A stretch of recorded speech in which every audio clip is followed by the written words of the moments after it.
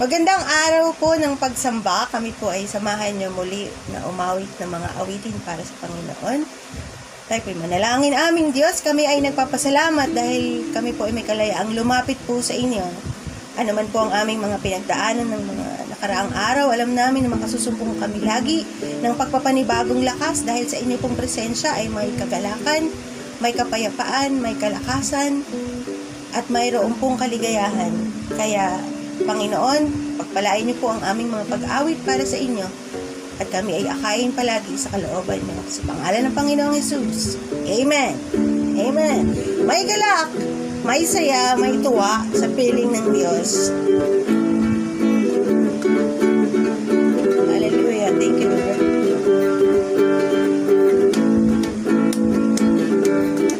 May galak, may saya, may tuwa sa piling ng Diyos, sapagkat hirap na puso ay naglalaho.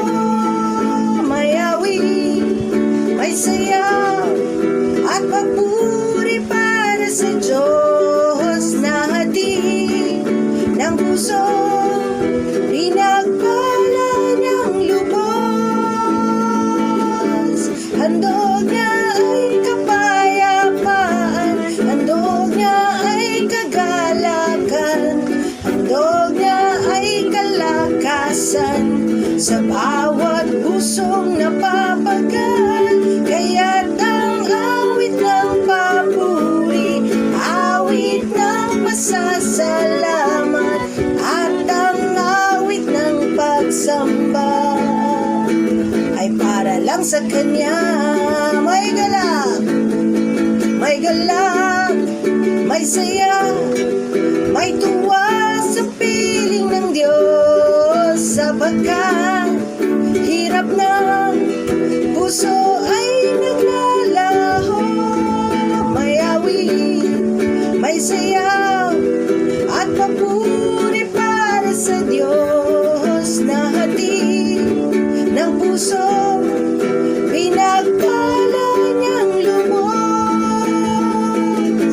Handog niya ay kapayapaan, handog niya ay kagalakan, handog niya ay kalakasan sa bawat pusong napapagal. Kaya't ang awit ng papuri, awit ng pasasalamat, at ang awit ng pagsamba ay para lang sa Kanya. O sa iyo lamang po ang pagsamba, Panginoon. Sa iyo lamang po ang papuri, sa iyo lamang po ang pagkilala. Ikaw lamang po ang aming Diyos, at lagi ka naming sasambahin. Amen.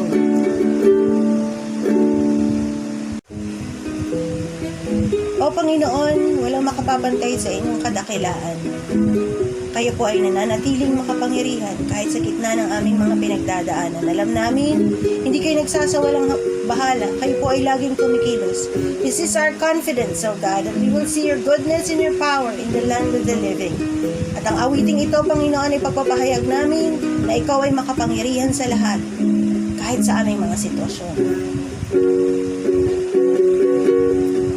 Water you turn into wine, open the eyes of the blind. There's no one like you, none like you. Into the darkness you shine, out of the ashes we rise. There's no one like you, there's none like you. Our God is greater, our God is greater, our God is stronger. God, you are higher than any other. Our God is healer, awesome in power. Our God, water you turn into wine, open the eyes of the blind. There's no one like you, there's none like you. Into the darkness you shine, out of the ashes we rise. There's no one like you.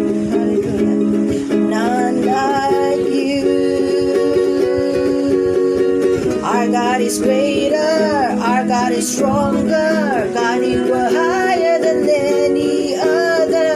Our God is healer, awesome in power. Our God, our God, our God. Our God is greater, our God is stronger. God, you are higher than any other.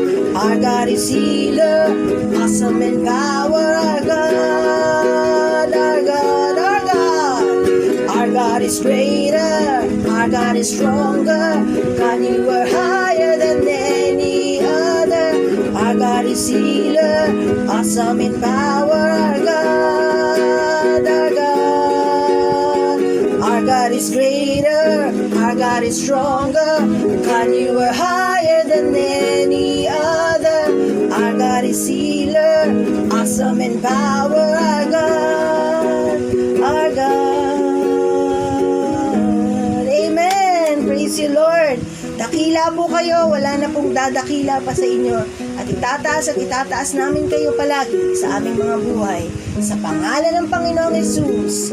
Amen and amen. God bless po. Magandang umaga sa bawat sa inyo. Sa araw na ito ay muli nagkakatipon tayo via online. At bayan niyo muna kayo bumati sa ating mga mothers, no? Ng Happy Mother's Day. You know? Ang ating topic kasi ay patungkol sa mga kababaihan. Nung una ay inisip ko kung ito nga ba aking may message kasi paano naman ang kalalakihan. Pero later on ay na-realize ko rin na kasama pa rin mga kalalakihan. Kasi kahit paano, siyempre laging connected ang mga kalalakihan sa mga kababaihan. No? Ang husband ay connected sa wife. At kahit bilang mother ay connected pa rin ng husband. Kasama pa rin siya sa pagiging parent. At ang mga anak naman ay siyempre connected pa rin sa kanilang parents kasi mayroong parenting. Kaya anuman ang maging buhay ng kababaihan ay kasama, connected ang iba pang mga member of the family. Kalalakihan man yan, kabataan man yan, anak man yan, asawa man yan, magulang man yan, still connected sa kung ano ang buhay ng mga kababaihan. Sapagkat today, ay ating pong titingnan ang portrait o ano yung nilalayo ng Diyos para sa buhay ng mga kababaihan. At ating nga pong pinamagatan ng ating message na ito as important role ng women sa kanilang community, sa komunidad nila. So, bago yun, tayo mandalangin muna sandali, no? Panginoon Diyos, diba nga po'y kayo sumama sa amin at gumabay at sa amin pong pagbubulay-bulay na ito, Panginoon, muli ay inyo po kaming busugin ng inyo pong biyaya, pagpapala at ang mga salita pong ito ay maging kalakasan para po sa bawat isa sa amin. Especially sa mga kababaihan, mga mothers man sila o hindi mothers, may asawa man o walang asawa, may edad man o bata, basta't babae, Panginoon, we pray, Lord, na ito po ay maging pagpapala. Sa pangalan ng Panginoong Jesus, ito po ang aming dalangin. Amen. Yes, hindi lang actually sa mga mothers ang ating mensahe ngayong araw na ito, but to the women in general.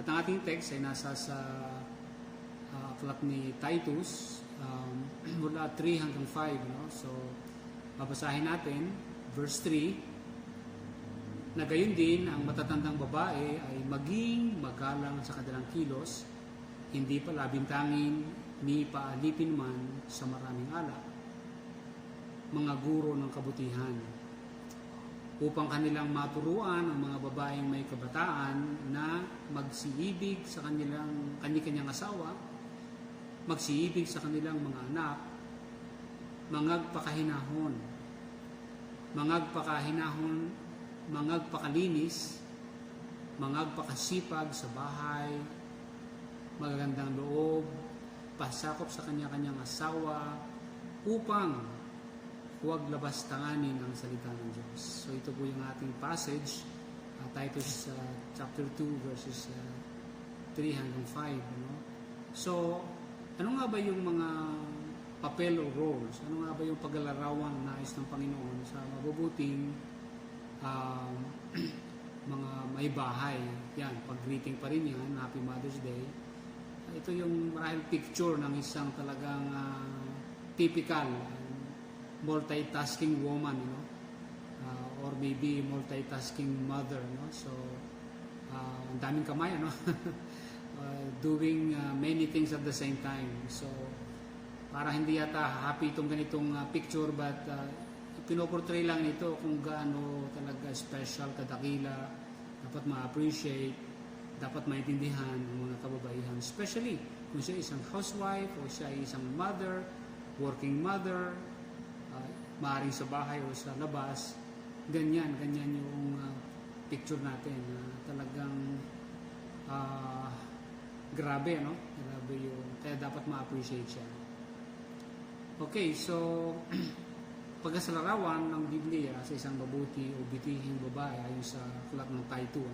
So meron po tayong tatlong bagay, tatlong roles o tatlong masabing pagkasalarawan o bagay na sinasabi po dito sa tatlong talata natin nakita. Una ay yung manner of life.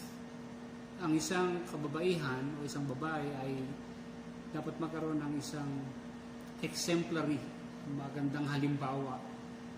Ang isang babaeng lalo't nakatatanda ay inihingi na magkaroon siya ng isang buhay na magiging halimbawa. Okay? At ang manner of life na yon, ayon sa binasa natin sa mga talata, ay pag ating sinamarize, meron siyang magandang kilos. Magalang na kilos. Kasi meron siyang reverent attitude. Mahinahon siya. Ang isang butihing babae ay mahinahon, mapagmahal sa asawa, mapagpasakop sa asawa, mapagmahal sa anak. Okay? Masipag sa pamamahay, talagang homemaker siya, ginagawa niya ang mga gawaing bahay din, and then mabait siya o magandang kalooban. Alam niyo, yung mga bagay na ito, mga katangiang ito ay lalo nating ma-appreciate kasi kung bakit ganito ang message dapat ipapamessage ni Titus sa mga taga-Crete, sa mga taga-Creta. Sapagkat mayroong kasing nasasabing bansag o may culture o mayroong kaugalian ng mga Creta o mayroong something sa kanila. Ito yung kanilang pamumuhay na alam ng marami. Sa mga talatang ito, sabi nga dun sa chapter 1 verse 12, sinasabi ng isa sa kanila rin, ng isang propetang sarili nila, ang mga taga-Creta kailan pa man ay mga sinungaling, masasamang hayop, matatakaw na mga tamad. Imagine, ito yung taguri sa kanila. Ito yung bansag sa kanila. Ito yung pagkakilala sa kanila. Pagpasok mo sa kanilang bayan, and you will experience this kind of people. Majority, kasi kung ganun ang pagkakilala sa kanila, that means majorities mga taga-Creta, ganito. I don't know kung magiging comfortable ka sa ganitong klase ng mga tao. So, yan po yung kanilang katangian. Another, sa verse 16, ito rin po, sila'y nangagpapanggap na nakakakilala sa Diyos. Nakikilala nila ang Diyos. Ngunit, ikinakaila sa pamamagitan ng kanilang mga gawa. Palibhas ay mga malulupit at mga masuwayin, at mga itinatakwil ang bawat gawang mabuti. These are the kind of people in Crete na siyang pinagpapastulan o siyang tuturuan ni Titus. And so, ito yung bagay. And, of course, naunang binanggit ay kung ano dapat ang magiging elder, kung ano dapat nakatangayan ng mga tagapanguno sa church. At ito nga sa chapter 2, isinama ang mga kababaihan. And so, nakita po natin dito kung ano po yung characteristic, at malaking challenge para sa mga kababaihan at kalalakihan din naman. Kasi nga, gayon yung kultura, gayon yung background, gayon po yung mga taga-Creta. Imagine yung mga taga-Creta ang ganon ay naging Kristiyano, ang laki ng transformation at ang napakalaking challenge po nito. And Yeah, so dito natin makikita kung paano ito po yung talagang hinihingi para sa mga kababaihan. Dapat talaga sila kakitaan ng pagkakaiba sa dati nilang pamumuhay, sa dati nilang kung ano sila dati bilang mga taga-Kreta. Okay? So, hindi lamang ipinoportray dito, hindi lamang hinihingi dito kung ano yung klase ng pamumuhay or manner of life, at nakita natin kung ano talaga yung hinihingi, but meron ding mandate of life or mandate in life, no? So, ano yung mandate nila? Ano yung utos sa kanila? In a sense, hindi ito suggestion, utos ito eh. Ang mga kababaihan, lalo't ang katatanda, meron silang dapat gampanan.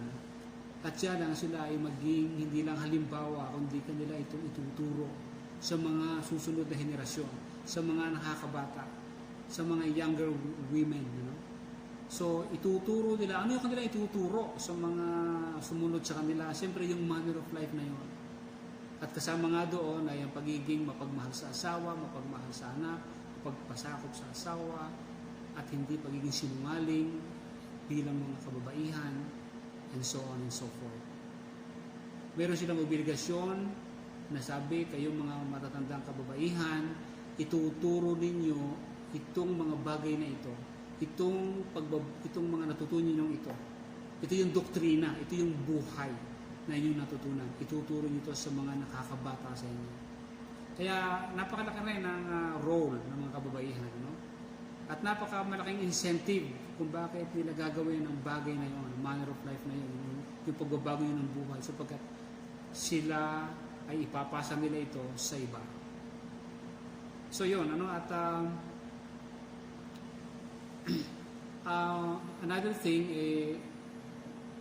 bilang magiging tagapagturo, kung ikaw ay parent, ano, kung ikaw ay magulang, normally, ang unang mong matuturuan ay yung mga anak. Kung halimbawa mayroong anak na babae na balang araw ay magiging magulang din,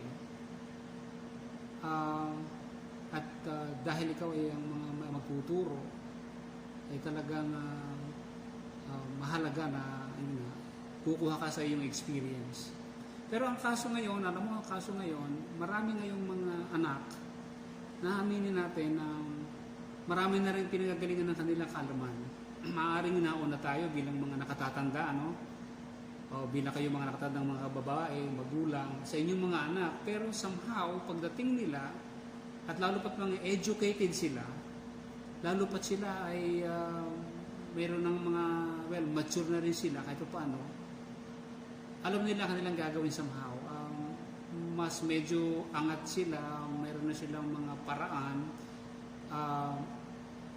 alam nila kung paano makapag-contact sa mga, kung sila magiging magulang din, may pedya sila.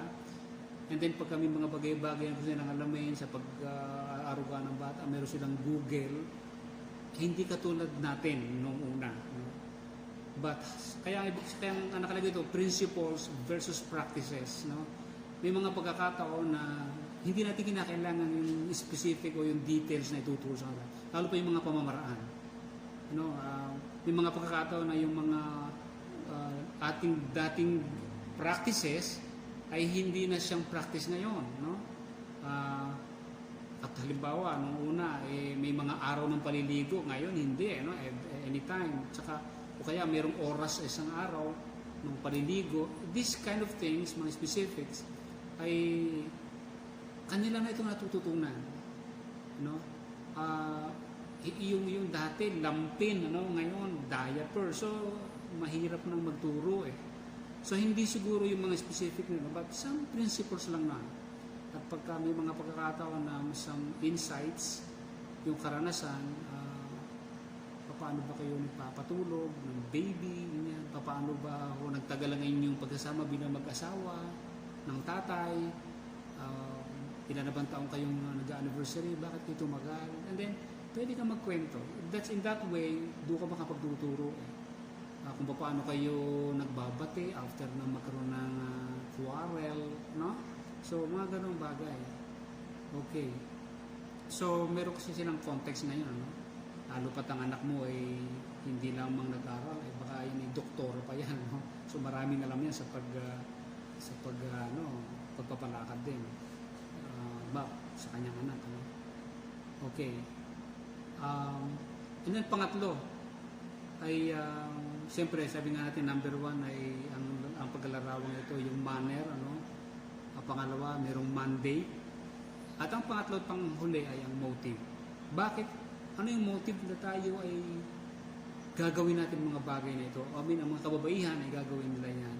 Sa verse 5 and verse 10, una, negatively, ang sabi doon sa verse 5, para hindi labas tanganin ang salita ng Diyos. No? Para hindi labas tanganin ang salita ng Diyos. So, kung babalikan natin, ay yun ang nakalagay doon. And then in verse 10, positively, para mapalamutian, ma-adorn, magayakan ang salita ng Diyos. In other words, yung palang uri ng pamumuhay ng mga babae, ng mga kababaihan, lalo pat yung mga adult, no? Yung inyong pamumuhay ay mag-determine kung ang mga taong nasa labas ay gagalang nila ang salita ng Diyos o hindi. Kung ang inyong kiniklaim, kung ang inyong mga sinasabi, kung ang inyong mga sinishare na Word of God ay nakikita sa inyong buhay, igagalang nila ang salita ng Diyos. Yun ang ibig sabihin niya. So your life ay either ito ay magpapalamuti ng salita ng Diyos or itatakwil ng mga tao, lalaitin ng mga tao, ibablaspheme ng mga tao ang salita ng Diyos. So yun po yung punto. So isa sa mga motive natin kung bakit tayo ay sumusunod sa Panginoon, bakit natin isa sa pamuhay sa salita ng Diyos is that so that the gospel, so that the Word of God ay maging mabango sa ibang mga tao, dahil gusto natin na sila man ay maniwala sa salita ng Diyos and eventually maligtas sila at makasama natin sa pananampalataya. At yan ang gusto ng Panginoon. Kahit nga dito sa sumunod talatang ito, sa unang Pedro 3:1, napakahalaga rin nga nung ugali para ang mga taong hindi na iniwala sa salita ay maniwala. Gayon din naman, kayong mga asawang babae, pasakop kayo sa inyong sariling asawa upang kung ang ilan ay hindi tumatalima sa salita, ay mga hikayat ng walang salita sa pamamagitan ng ugali ng kanilang asawang babae. So, sa pamamagitan ng ugali, ay mahinahong, mabait. Kung gayon ang makikita ng mga asawang lalaki, kahit unbeliever yung lalaki niyan, hindi mapapansin yan. At mag-isip yan, ay, karagay ko, ang dahilan kung bakit ganito kabait ang asawa ko ay dahil nasa kanya ang Panginoon at ang salita ng Diyos ay talagang buhay sa kanya. Okay? So, sa pagtatapos, nais kong sabihin ito na parang ilang tips lang, samantalahin natin ang pagkakataon habang nakakapiling pa natin ngayon ang mga mahal sa buhay. Kung kayo mga kababaihan, kahit siguro kalalakihan, ngayon yung panahon ay pwede natin samantalahin dahil magkakasama tayo sa bahay, Sabi nga ko diyan ay nakakapiling natin ngayon ng mahal sa buhay at may panahon para makabawi sa mga nakatakas na panahon dahil sa labis nating kaabalahan noon, dahil sa trabaho, minsan siyempre hindi natin pwedeng maiwasan na di gampanan, So ano yung pang ilang mga tips natin? Magpaalalahan na lang tayo, habang nasa bahay, magpaalalahan tayo na huwag namang maubos ang ating oras sa mga gadgets, maghapon na, puro gadgets. Mag-coffee break naman tayo at magkwentuhan, tungkol sa, anything. Pwede siguro ang pag-usapan ng magulang at ng kanyang anak yung crush. Sinong crush mo? Ayan. Kumusta yung crush mo? Ayan, baka may mga worries, then pwede i-share ang worries. Then, through the insight from the Bible, makakatulong para yung worries na yun ay mapagaan, At maraming pwedeng gawin sama-sama, habang ganito ang ating pagkakataon. Exercise, pwedeng sabay-sabay kayong mag-exercise. Yung iba naman siguro nga hindi makapagsabay-sabay dahil ay gising na, ay tulog pa, no? But pwedeng i-schedule. Pwede kayong magsama-sama sa panunood. Lalo ngayon, meron kayong mga pwedeng panooran. So, na mga magagandang panoorin. At habang pinapanood, pwedeng after that, kayo ng small discussions. In that sense, meron kayong interactions. And many more. I mean, ito yung pagkakataon na lalo pat may umuugong uli, ano? May umuugong uli. Doon ako nakatingin sa likod. May umuugong na uli na mukhang mapapa-extend uli, ano? Hanggang June 15. Ito ay di umano ay aking naririnig o kaya ay nababasa na ang mga taga Metro Manila mayors ay magsasuggest na ituloy pa rin ang ECQ. So, and I'm sure maging sa ating probinsyang ito ay dahil tumataas pa rin din nga ang cases, so malamang na at kahit naman siguro maging GCQ sa bahay pa rin, no? Marami pa rin sa bahay.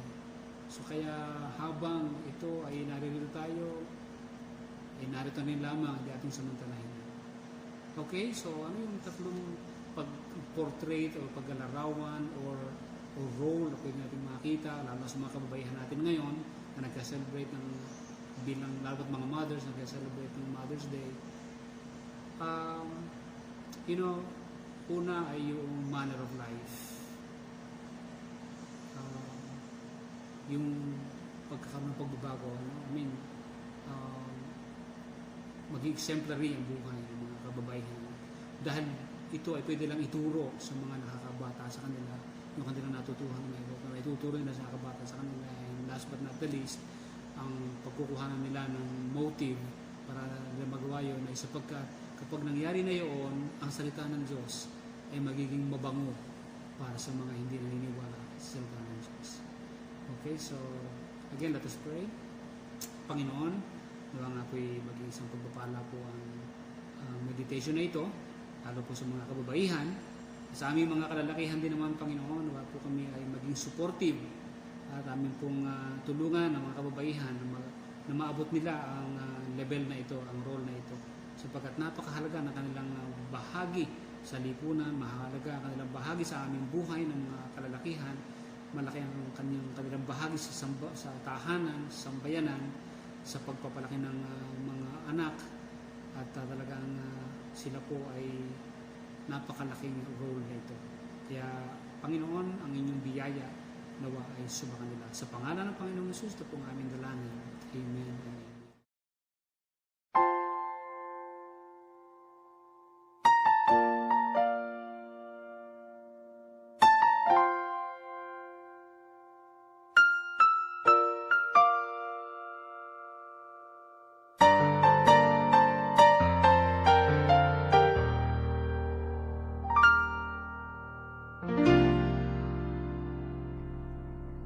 Sa buhay kong ito, tanging pangarap lang ang iyong pagmamahal ay makamtan.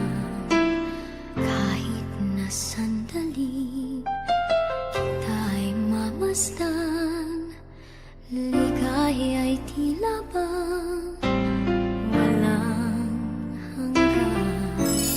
Sana'y di na magising kung nangangarap man din, kung ang buhay na makulay ang tatahakin. Minsan ay madarapa, minsan din ay luluha. Di ka na maniniwala.